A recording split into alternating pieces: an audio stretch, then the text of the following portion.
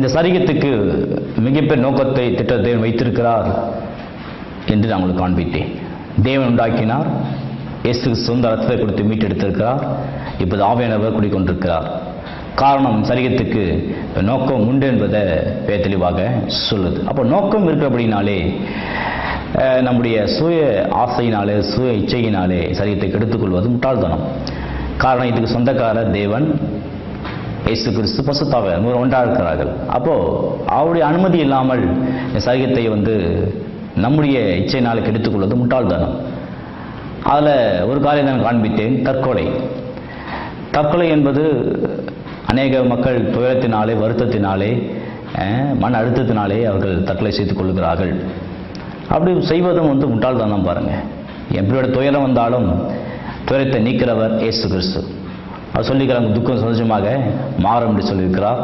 இருதயம் கலங்காமலும் செய்யாமலும் இருப்பதாக சொல்லியிருக்கிறார். ஆகையாலே அதை புரிந்து கொண்டு அதுபடி வாழ்வது மிக மிக அவசியமாக இருக்கிறது.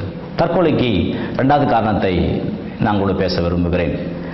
அது என்னவென்றால், தற்கொலைக்கு இரண்டாவது காரணம், ஒருவர் நீண்ட கால பழக்கத்தால் அதை விட முடியாமல் தன்னைத்தானே அழித்துக் கொள்வது. நீண்ட நாள் பழக்கம். அந்த நீண்ட நாள் பழக்கம் சொல்லப்படும் போது ஒன்று ட்ரிங்க்ஸாக இருக்கலாம், அல்லது புகைப்பிடிக்கிற பழக்கமாக இருக்கலாம், அல்லது போதை மருந்து உபயோகப்படுத்துகிற பழக்கமாக இருக்கலாம். இதெல்லாம் பாருங்கள், அவர் நீண்ட காலமாக, சில பேருக்கு வாலிப பருவத்திலேருந்தே அந்த பழக்கம் பாருங்கள், வயசு அதிகமாக இருக்கும், வாலிபுரத்திலேருந்தே அவர்கள் அந்த பழக்கத்தில் இருக்கபடினாலே அதை விட்டுவிட முடியாது. அதை விட்டுவிட முடியாதனாலே இதெல்லாம் சில வார்த்தைகளை வீட்டில் சொல்லுவார்கள், சில காரியம் அவர்கள் திட்டுவார்கள். அப்படி சொல்லுகிறபடினாலே அதை தாங்க முடியாமல் சில என்ன பண்ணுகிறார்கள், நான் செத்தா போதும் என்பதை எண்ணி அவர்கள் தற்கொலை பண்ணி கொள்கிறார்கள். அப்படி செய்வதும் மதியமான ஒரு காரியம். காரணம், தேவன் ஒரு மிகப்பெரிய நோக்கத்தோடு உங்களை பூமியில் வைத்திருக்கிறார். இது தெரியாமல் அநேகர் இப்படி செய்வது முட்டாள்தனம். அப்படி என்றால் இந்த மது பழக்கம் அல்லது இந்த புகைப்பிடித்தல் அல்லது இந்த போதை மருந்து உட்கொள்ளும் நினைக்கிறாங்க, பிளாஸ்டிக் மூலமாக எனக்கு ஒரு அமைதி உண்டாகிறது, ஒரு சமா உண்டாக சொல்லுகிறார்கள். அப்படி வேதம் அதை கொடுத்து எப்படி சொல்றால் கவனிக்க வேண்டும். நீதிமொழிகள் 14ஆம் அதிகாரம் 12ஆம் வசனம், மனுஷனுக்கு செம்மையாய் தோன்றுகிற வழி உண்டு, அது முடிவோ மரண வழி என்று சொல்கிறது. அவனுக்கு தோன்ற வழிகள், அவன் கண்களுக்கு, அவன் மனதுக்கு, அவன் பார்வைக்கு தெரிகிற பாதைகள் ரொம்ப நல்ல பாதை என்று நினைத்துக் கொள்கிறார்கள். ஆனால் அது முடிவு பார்த்தீங்கன்னா டெட் ஹேண்ட் சொல்லுகிறது, முட்டு சந்து. அவன் கண்களுக்கு தெரிகிற பாதை நல்லது தெரியலாம், நான் செய்கிற காரியம் நல்லது, நான் செய்கிற காரியம் சரியானது என்று எண்ணிக்கொள்ளலாம். ஆனால் அதனுடைய முடிவு பார்த்தீங்கன்னா மரண வழி என்று சொல்லப்படுது. அப்படி என்றால் அநேக ஜனங்கள் தாங்கள் இப்படிப்பட்ட பழக்கத்தில் இருக்கிறபடினாலே, அந்த பழக்கத்தை விட்டு வெளியே வர முடியாமல் தவித்துக் கொண்டிருக்கிறபடினாலே நினைக்கிறாங்க, இதுக்கு ஒரே வழி நான் மறித்து விடலாம் என்று எண்ணி என்ன பண்றாங்க, அவர்கள் தற்கொலை பண்ணி கொள்கிறார்கள். இப்படி செய்வது முட்டாள்தனம். அநேக வாலிபர் தெரியல பாருங்க, இந்த பழக்கத்தை விட்டு விட முடியாது, என்னால் முடியாது, யார் சொன்னா நான் விட மாட்டேன், இல்லை விட்டுதாவணும் என்று வலியுறுத்தும் போது அவர்கள் என்ன பண்ணுறாங்களோ தற்கொலை பண்ணி கொள்கிறார்கள். அப்படி செய்வது சரியே கிடையாது. காரணம், தேவன் அதிகமாக நேசிக்கிறார். நீங்களாம் அவசியம் பாருங்க, நீங்களாம் அவசியம்.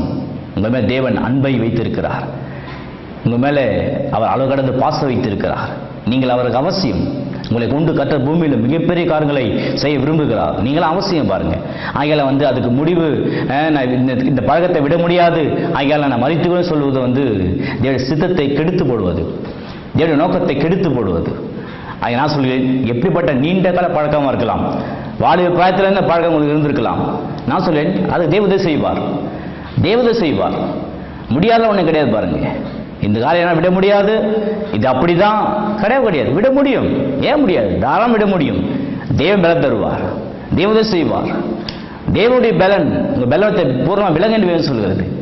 ஆகிய இந்த பழக்கத்தினாலே இந்த பழக்கத்தை விட முடியாது என்று சொல்லிக்கொண்டு நீங்களே உங்களை அழித்துக் கொள்வது முட்டாள்தனமாக இருக்கிறது. ஆகிய புரிந்து கொள்ள வேண்டும். அருமையான மனிதர்களே, அருமையான மக்களே, புரிந்து கொள்ள வேண்டும். நீங்க நன்றாயிருப்ப தேவ சித்தம், நீங்க வளமாக தேவ சித்தம். ஆகியால உங்களுக்கு தோன்ற இந்த வழி நல்லா தெரியலாம், ஆனா இது உங்களை முட்டு சந்து கொண்டு போய் விடுகிறது என்பதுதான் வேதம் சொல்லுது. ஆகியால் தான் வேதம் நீங்கள் இப்படி கெடுத்துக் கொள்வதை ஒரு நாளாம் விரும்புவதே கிடையாது. நீங்க வளமா இருக்க வேண்டும். நீங்கள் ஒரு தோட்டத்தை போல காணப்பட வேண்டும் தேவனுடைய சித்தமாக இருக்கிறது. அதுக்காக தேவன் விசுவாசிப்பு வாழ்க்கை மிக மிக அவசியமாக இருக்கு. எப்படிப்பட்ட பழக்கம் இருந்தாலும் அந்த பழக்கத்தில் நீ வெளியே தேவன் உங்களுக்கு உதவி செய்வார். எப்படிப்பட்ட நீங்கள் தீமையான பழக்கத்தை கட்டப்பட்டிருந்தாலும் அதிலிருந்து தேவன் உங்களை விடுதலாக்க வல்லதன் இருக்கிறார். வேறு சத்தியத்தை அறிவிகள் சத்தியம் விடுதலாக்க என்று குமாரன் விடுதலாக்கினால் மெய்யாக விடுதல் ஆவி வேறு சொல்லுது. அதில் இந்த பழக்கத்தை விட முடியாது அப்படிதான் என்பதை நீங்கள் நினைத்துக்கொள்ள வேண்டாம். உங்களை காட்ட தேவன் பெரியவர், அந்த பழக்கத்தை காட்ட தேவன் பெரியவர். ஆக அவரை விசுவாசிங்கள், அவர் மீது நம்பிக்கை வைங்கள், நிச்சயமாகவே உங்கள் வாழ்க்கைக்கு முடிவு உண்டாகவே தெளிவாக சொல்லு. இது தற்கொலைக்கு 2வது காரணம் என்று சொன்னேன். தற்கொலைக்கு 3வது காரணத்தை குறித்து நாம் பார்க்க போகிறோம். 1 சாமுவேல் 31ஆம் அதிகாரம் 4ஆம் வசனம். தன் ஆயுதாரியை நோக்கி, அந்த வித்தேசம் இல்லாதவர்கள் வந்து என்னை குத்தி போட்டு என்னை அவமானப்படுத்தாதபடிக்கு நீ உன் பட்டயத்தை உருவி என்னை குத்தி போடு என்றான். அவனுடைய ஆயுதாரி மிகவும் பயப்பட்டதினாலே அப்படி செய்ய மாட்டேன் என்றான். அப்போது சவுல் பட்டயத்தை நட்டு அதை மேல் விழுந்தான். சவுல் செத்து போனதை அவன் ஆயுதாரி கண்டபோது அவனும் தன் பட்டயத்து மேலே விழுந்து அவனோடு கூட செத்து போனான் என்று வேதம் சொல்கிறது. கவனிக்க வேண்டும், பெலிஸ்தர்கள் இஸ்ரவேல் மேலே அவர்கள் யுத்தம் பண்ணினார்கள். அப்போது இஸ்ரவேலர்கள் முறிந்து ஓடினார்கள். இஸ்ரவேலர்கள் தோத்துப்பட்டு போனார்கள்.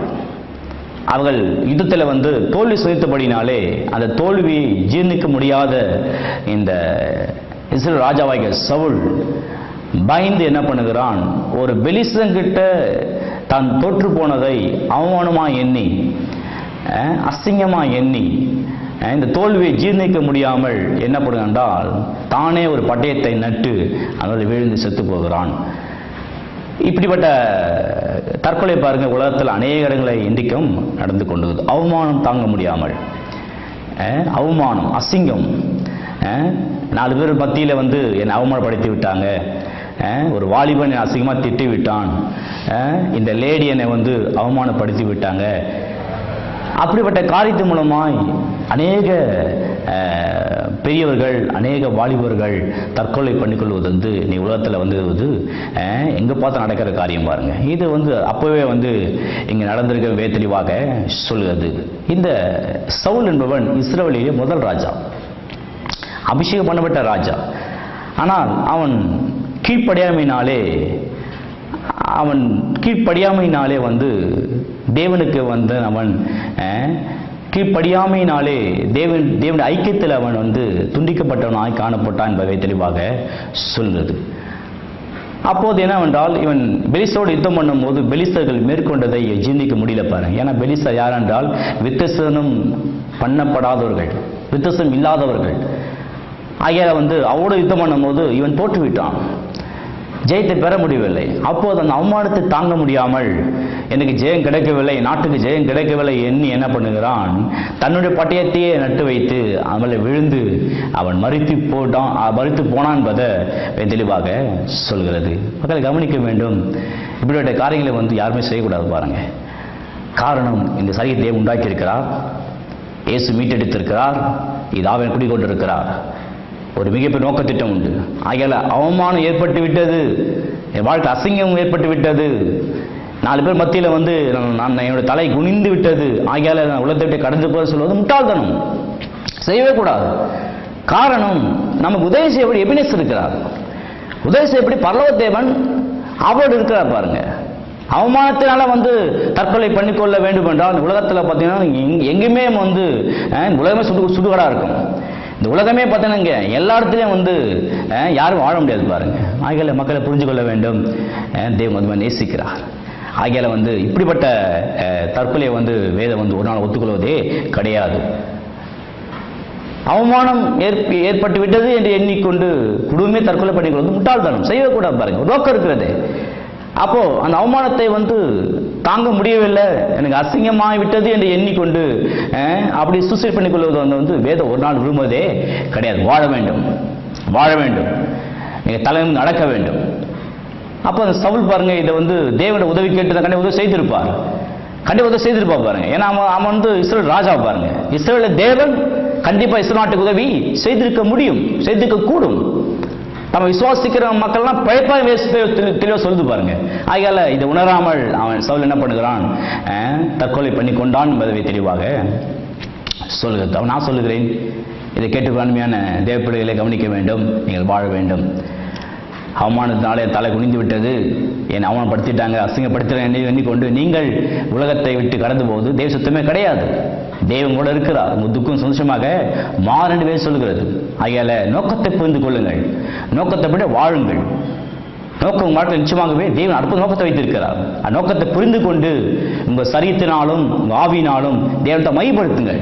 தேவன் நிச்சயம் செய்வார், நிச்சயம் செய்வார். அவருடைய பெயர் எபினேசர், கண்டிப்பாக செய்வார், வாழ்க்கை செய்வார்.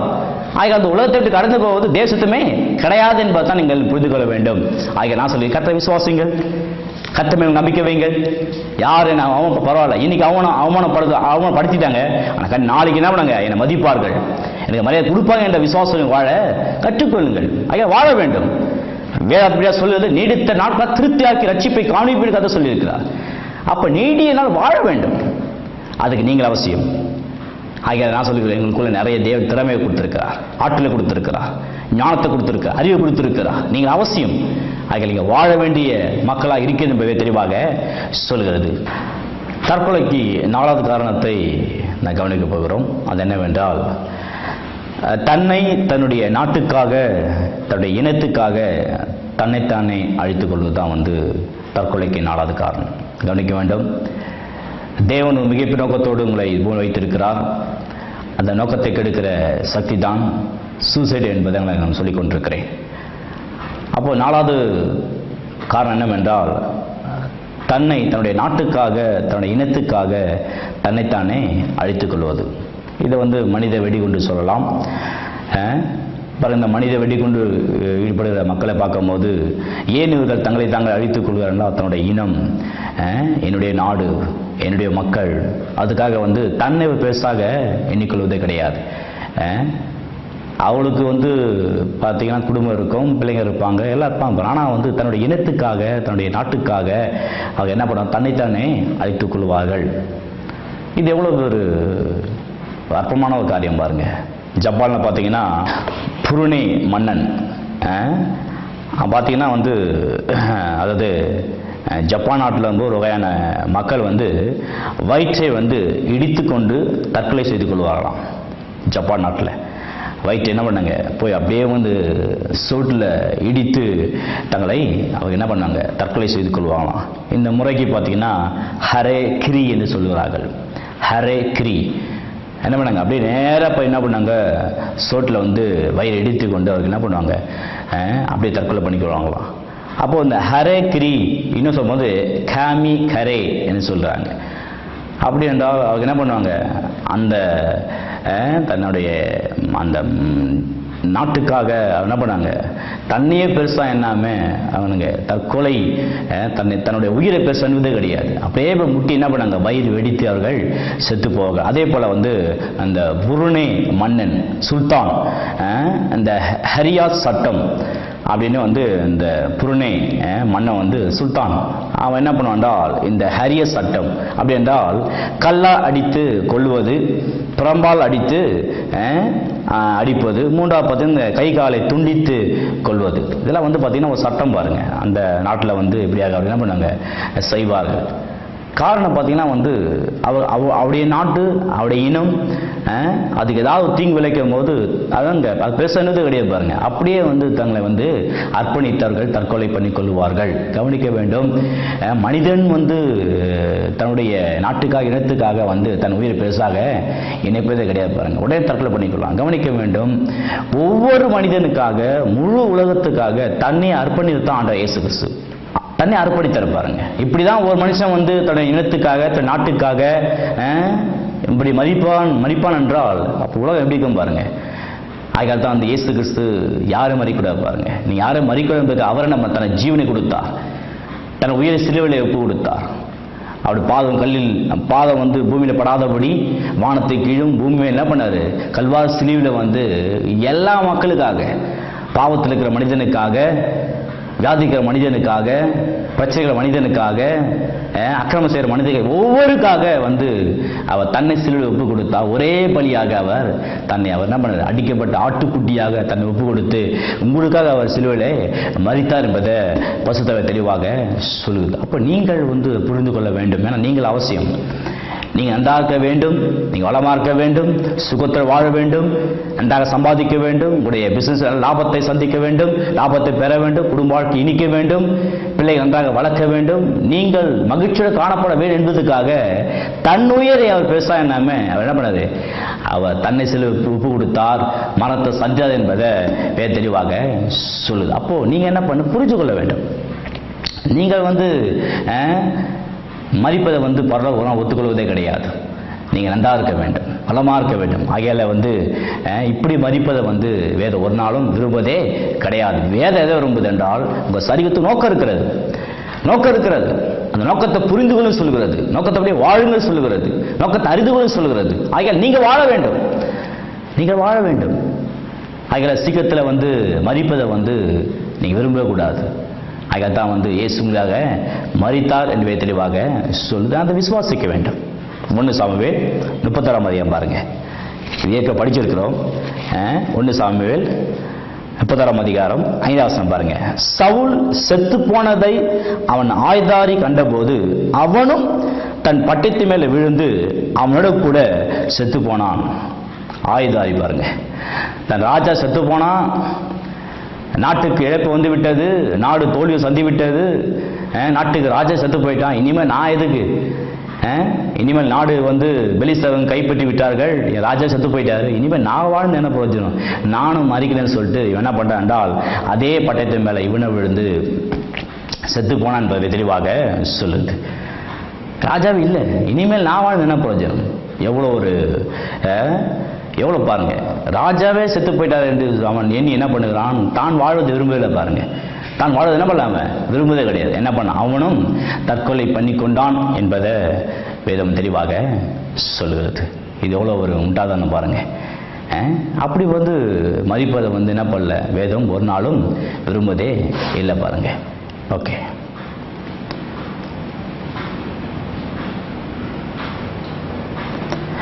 தற்கொலை என்ற வார்த்தையை வேதாகம் குறிப்பாக பயன்படுத்தவில்லை. அப்படி பயன்படுத்தவில்லை என்றாலும் தற்கொலை செய்து கொண்டவர்கள் தங்கள் வாழ்க்கையில் தேவனுடைய நோக்கம் உண்டு என்பதை அறியாமலே தங்களை தாங்களே அழித்து கொண்டார்கள், சரித்த நோக்கத்தை கெடுத்து கொண்டார்கள் என்று வேதம் சொல்கிறது. ஆகையால தேவனுடைய நோக்கம் எங்கே புரியப்படவில்லையோ, நோக்கம் எந்த மனிதனுக்கு தெரியலையோ அங்கு அழிவு நிச்சயம் என்பதை தான் நான் புரிந்து கொள்ள வேண்டும். நியாயாதிபதிகள் 9 அதிகாரம் 54 வசனம். நியாயாதிபதிகள் 9 அதிகாரம் 54 வசனம். உடனே அவன் தன் ஆயுதகாரியாகிய வேலைக்காரனை கூப்பிட்டு, ஒரு ஸ்திரீ என்னை கொன்றாள் என்று என்னை குறித்து சொல்லாதபடிக்கு நீ உன் பட்டயத்தை உருவி என்னை கொண்டு போடு என்று அவனோடு கூட சொன்னான். அப்படியே அவன் வேலைக்காரன் அவனை உருவ குத்தினான், அவன் செத்து போனான். அதுமான பிள்ளைகளை கவனிக்க வேண்டும். அபிமெலேக் என்ற மனுஷன் தன்னுடைய சகோதரராகிய 70 பேரை அவன் கொன்றான் என்பதை இதுக்கு முன்னாடி சம்பவம் கூறுகிறது. 7 பேரை கொன்று மாத்திரமல்ல, இன்னும் அநேக ஜனங்களை இவன் கொண்டு போட்டிருக்கான் என்பதை தெளிவாக சொல்லுது. அப்படிப்பட்ட ஒரு மிகப்பெரிய காரியத்தை செய்திருக்கிறான். அப்படி செய்தபடினால பார்த்தீங்கன்னா அவன் கொஞ்சம் பெரிய ஆனான் பாருங்க. அந்த சமயத்தை பார்த்தீங்கன்னா சீகேம் பட்டணத்தினுடைய தலைவர்கள் உதவி செய்தாங்க. இவனுக்கு எல்லாரையும் உதவி சீகேம் பட்டணத்து மக்கள் உதவி செய்திருக்கிறாங்க, தலைவர் உதவி செய்திருக்காங்க. இப்படி சமயத்தில் தேவன் இந்த சீகேம் மனிதரிடையே ஒரு பொல்லாத ஆவியை அனுப்பியிருக்கிறார். அந்த பொல்லாத ஆவியை அனுப்பினபடினாலே இந்த அபிமெலேக்குக்கும் அந்த மக்களுக்கும் பகை உண்டான என்பதை வேதம் சொல்லுது. பகை உண்டானபடினாலே இருவருக்கும் அங்கே என்ன பண்ணுது? சண்டை நடக்கிறது. இந்த சீக்கிரம் பட்டதார மக்கள் மத்தியிலும் இந்த இவனுடைய மக்கள் மத்தியிலும் யுத்தம் நடக்குது பாருங்க. அப்போ என்ன யுத்தம் ரொம்ப வேகமாக நடந்து கொண்டிருக்கும் போது இந்த அபிமெலேக்கு என்ன பண்ணுகிறான்? கோபுர உச்சியில அந்த கோபுர உச்சியில ஒரு பெண் இருக்கிறா. இவன் கீழே நிற்கிறான் பாருங்க. அவன் அவன் என்ன பண்ணிட்டா, கீழே நிற்கிற அபிமேலக்கை பார்த்து ஒரு கல்லை தூக்கி போடுதா. அப்போ என்ன வந்து மண்டை உடைந்து அபிமேலக்கு என்ன பண்ணிட்டாங்க, சாவு நிலைமையில வந்து அவன் விழுந்து விட்டான், நிலைமைக்கு வந்துட்டான் பாருங்க. அப்போது என்ன பண்ணா, தன்னுடைய ஆயுததாரியை கூப்பிட்டு சொல்லுகிறான், ஒரு பெண் என்ன பண்ணா, கல்லை தூக்கி போட்டு என்ன பண்ண, என் மண்டையை உடைச்சிட்டா. நான் ஒரு பெண்ணால வந்து நான் சாவதை வந்து விரும்பவில்லை. ஒரு பெண் என்ன சாகடித்தா என்று சொல்லக்கூடாதபடிக்கு பின்பாக என்ன பண்ணாங்க, அபிமேலக்கு என்ற வீரன் என்ன பண்ணான், அந்த லேடியால வந்து செத்து போனான் என்று சொல்லப்படாதபடிக்கு என்ன பண்ண என்றால், பட்டைத்தூரியனை கொண்டு போடு என்று சொல்கிறான். அவனுடைய வார்த்தையை என்ன பண்ணான், அவனுடைய வேலைக்காரன் வந்து அப்படி என்ன பண்ணான், உருவ குத்தினான், அபிமேலக்கு செத்து போனான். கவனிக்க வேண்டும், ஒரு பெண் வந்து என் மேலே கல்லை தூக்கி போட்டு கொன்றாள் என்று யாரும் சொல்லிவிட கூடாது. அது அவமானம், அசிங்கம். ஒரு பெண்ணு வந்து ஒரு வீரனை சாவடிச்சிட்டா, ஒரு பெண்ணு வந்து கல்லை தூக்கி போட்டு அவனை கொன்றாள் என்று சரித்திரம் சொல்லக்கூடாது. அது எனக்கு அவமானம், எனக்கு அசிங்கம், நான் வீரன், இப்படி சொல்ல யாருமே சொல்லக்கூடாது. ஐயா நீ என்ன பண்ணு, குத்தி போடுன்னு சொல்லு. அதே போல வேலைக்காரன் குத்துகிறான், அந்த அபிமேலக்கு செத்து போய். இது வந்து தற்கொலை என்று வேதம் வர்ணிக்கிறது. அப்படின்னா இப்படி தற்கொலைக்கு காரணம் என்ன? என்ன காரணம்? தாம் தாழ்மைப்பட்டு போய்விட்டோம், தனக்கு ஒரு மிகப்பெரிய அவமானம் வந்துட்டது. ஒரு லேடி, ஒரு பெண் வந்து என்னை வந்து கொண்டு போட்டால் அது ஒரு தாழ்மை மனப்பா பாருங்க. ஒரு தாழ்மைப்பட்டு போயிட்டோம் என்பதை நினைக்கும் போது அந்த அவமானம் தாங்க முடியாமல் தற்கொலை பண்ணிக்கூடிய நிலை தான் வந்து இங்கே சொல்லுகிறது. எவ்வளோ பெரிய காரியம் பாருங்க. இதே படத்தை வந்து நீங்கள் அநேக குடும்பத்தில் பார்க்கலாம், அநேக தெருவில் மக்களை பார்க்கலாம், அநேக வாலிபருடைய வாழ்க்கையின் படத்தை பார்க்கலாம் பாருங்க. ஒரு தாழ் மனுஷன் என்னை அசிங்கப்படுத்திட்டான், ஒரு தாழ் மனுஷன், ஒரு தாழ்நிலைகிற ஒரு மனுஷன் என்ன பண்ணான், என்னை அசிங்கப்படுத்தி விட்டான். ஒரு சாதாரண ஒரு பெண் என்ன பண்ணா, இப்படி என்ன சொல்லிவிட்டால், ஒரு சாதாரண ஒரு வாலிபன் இப்படி என்ன பண்ணிட்டான், நடுவீதியில் வந்து 4 பேர் முன்பாக என்ன பண்ணான், திட்டி விட்டான், என்னை அவமானப்படுத்தி விட்டான். ஆகியால நான் என்ன பண்ண, செத்து போகிறேன், நான் மடிவு போகிறேன் சொல்லிக்கொண்டு நோக்கத்தை கெடுத்துக்கொண்டு தேவனுடைய சித்தத்தை அழித்துக் கொண்டு தேவன் ஒரு மிகப்பெரிய நோக்கத்தை வைத்திருக்க அதை புரிந்து கொள்ளாமல் இப்படி வீணாய் வந்து மரிப்பதை தான் வந்து வேதனை பண்ணுது, கண்டிக்கிறது. அப்படி என்றால் இப்படி மறிக்கிறவர்கள் அநேக காரணம் புரியாமலே அவருக்கு செத்து போறாங்க. என்ன புரியாம, இந்த பூமியில் உங்களுக்குன்னு ஒரு நோக்கம் இல்லையா? இப்படி தற்கொலை பண்ணி மக்களை பார்த்து வேதம் அப்படியே கேட்குது, உங்களுக்கு நோக்கம் இல்லையா, உங்களுக்கு ஆசை இல்லையா, உங்களுக்கு மணி பிள்ளைகள் இல்லையா, உங்களுக்கு நல்ல வேலை இல்லையா, நீ சம்பாதிக்க வேண்டாமா, வீடு வாங்க வேண்டாமா, உனக்குன்னு பொருட்களையும் வாங்க வேண்டாமா, சம்பாதிக்க வேண்டாமா, பிள்ளைகளை படிக்க வேண்டாமா, உங்க பிள்ளைக்கு திரும்ப நடக்க வேண்டுமே, உங்க மகளுக்கு திரும்ப நடக்க வேண்டுமே, நீ பேர பிள்ளையை பார்க்க வேண்டுமே. இதெல்லாம் தெரியாமல் அறியாமல் ஒரு சாதாரண ஒரு கீழுள்ள மனிதன் என்னை அசிங்கப்படுத்தி விட்டான், என்னை அவமானப்படுத்தி விட்டான், ஆகையால் நான் வாழ்வது எனக்கு பிரியமே கிடையாது, நான் செத்து போகிறேன் சொல்வது முட்டாள்தனம். காரணம், தேவன் நேசிக்கிறார், உங்களுக்காக சொந்த குமாரனை அனுப்பி உங்களுக்காக அவர் வந்து மறிக்க செய்தது சத்தியம் தெளிவா சொல்லுது. அப்படி வேதம் உங்களை வந்து அந்த அளவுக்கு வர்ணிக்கும் போது நீங்கள் சாதாரண ஒரு வார்த்தையினாலே, ஒரு சாதாரண கீழே உள்ள ஒரு மனிதன் பேசின வார்த்தையினாலே நீங்கள் நோக்கத்தை கெடுத்துக்கொள்வது முட்டாள்தனம், திட்டத்தை கெடுத்துக்கொள்வது முட்டாள்தனம். ஆகிய புரிந்து கொள்ள வேண்டும், தாம் தாழ்த்தப்பட்டு போய்விட்டோம் என்று சொல்லிக்கொண்டு உலகத்திற்கு கடந்து போவது வந்து அது எவ்வளோ பெரிய ஒரு முட்டாள்தனம் பாருங்க. மரிக்கும் போது உங்களுக்குள்ள ஆற்றல் வீணா போகுது, நீங்கள் மரிக்கும் போது உங்களுக்குள்ள நோக்கம் வீணா போகுது, நீங்கள் மரிக்கும் போது தேவனுடைய சித்தம் வீணா போகுது, இன்னும் நீங்கள் வாழ வேண்டிய லாங் லைஃபை வீணா போகுது, எல்லாமே வீணா போகுது பாருங்க. நஷ்டம் போகுது, வாழ்க்கை நஷ்டம் அடைகிறது கிடையாது. நீங்கள் வாழ வேண்டும். இன்னைக்கு சில பேர் அவமானப்படுத்தியிருக்கலாம், அசிங்கப்படுத்தியிருக்கலாம், உங்களை பார்த்து மாதிரியா பேசியிருக்கலாம், கையை நீட்டிக்குள்ள திட்டிருக்கலாம். பரவாயில்ல, அவர் முன்பாக வாழ்ந்து காட்டுங்கள், அது முன்பாக நீங்கள் தலைநிமிர்ந்து நடக்க முடியும். கர்த்தர் பட்சத்தில் இருக்கிறார், கர்த்தர் கூட இருக்கிறார், நீங்கள் சாதிக்க வேண்டும் தான் போய் தெளிவாக உங்களை சொல்லுங்கள். தற்கொலை குறித்து நாம் கவனிக்கிறோம். தன்னை கொடுமைப்படுத்துவங்களுக்கு எதிராக பழி வாங்குதல் என்று வேதம் சொல்கிறது. அது பார்த்தீங்கன்னா நியாயாதிபதிகள் 16ஆம் அதிகாரம் 29-30 வசனம்.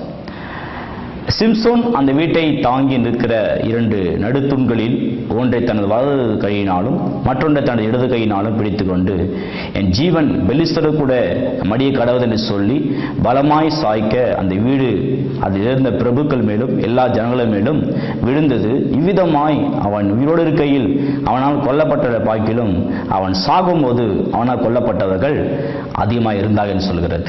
சிம்சோன் ஒரு மிகப்பெரிய நோக்கத்துக்காக தேவன் உலகத்தில் கொண்டு வந்தார். அவன் வாழ்க்கையில் மிகப்பெரிய நோக்க திட்டம் உண்டு என்று தெளிவாக சொல்கிறது.